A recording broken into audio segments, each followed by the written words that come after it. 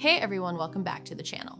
I made a video last week that Palworld could be the best Pokemon game in years, offering a fresh perspective on a tired series that can't let a 30-year-old formula go. But I was wrong. Only a week later, Palworld has already grown dull and repetitive. Yes, the second most played game on Steam sold 7 million copies in 5 days, and is all the internet is talking about.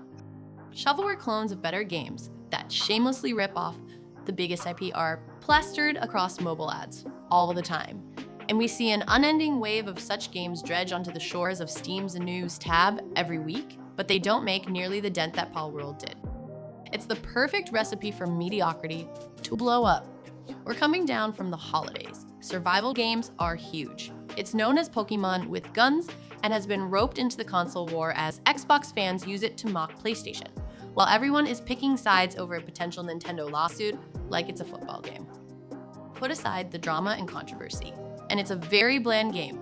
The world is unbelievably generic with no real identity of its own, like you're playing Ark inside of Breath of the Wild. The most interesting landmarks are the haphazardly placed ruins, but players have pointed out that they look suspiciously like Elden Rings. Leveling up increases arbitrary stats and gives you points in a skill tree to unlock crafting recipes. Grinding progression to a halt, and the gameplay itself feels floaty and clunky all at once. I'm not too surprised. It's par for the course with games that rip ideas from a million better places and Frankenstein them together, hoping to make a quick buck off recognizability before moving on to the next thing. Developer Pocket Pair released a Breath of the Wild clone only 3 years ago and is already publishing a Hollow Knight copycat. I doubt it expected Palworld to be much more than these imitations cashing in on iconic games. What I am surprised by is that anyone cares about it. It has vehement loyalists swatting away any criticism online, but it has also cemented itself in the zeitgeist, at least for a little while, as much as Baldur's Gate 3 did. This resounding popularity and infamy for what amounts to any other Tuesday on the Steam store is baffling. 5 minutes in Palworld is enough to show how shallow and empty it is. It would be like spending the first month of the year arguing over Spy Kids 3D.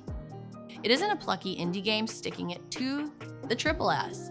It's yet another copycat without an original bone in its coding. It's not heralding the death of creativity in gaming either. The CEO is a big AI fan, but with a catalog of not Breath of the Wild, not Ark, and not Hollow Knight.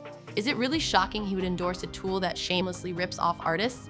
And copycats like this are a dime a dozen, not indicative of the industry's future. Everything about it is something we've seen countless times already. This is just a rare instance of the knockoff blowing up.